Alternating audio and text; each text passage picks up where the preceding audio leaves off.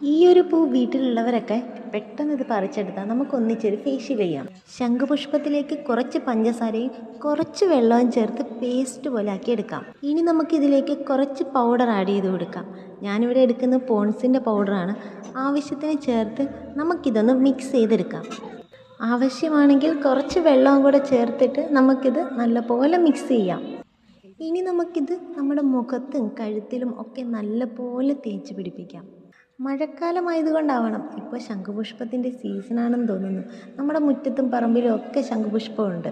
നമ്മുടെ സൗന്ദര്യം നിലനിർത്താൻ നമ്മുടെ കയ്യെത്തും ദൂരത്ത് ഇതുപോലെ ഒരുപാട് പൊടിക്കൈകൾ ഉണ്ടായിട്ടും നമ്മൾ ആരും അതൊന്നും ചെയ്ത് നോക്കാറില്ല. കാരണം എന്താ? അത് നമ്മുടെ മടിയാണ്. ഈ ഒരു പായ്ക്കിട്ട് ഒരു 5 മിനിറ്റ് ആവുന്നതിന് മുമ്പ് തന്നെ നമുക്ക് നമ്മുടെ ഫേസിലുണ്ടാവുന്ന ഡിഫറൻസ് പെട്ടെന്ന് തന്നെ മനസ്സിലാവും.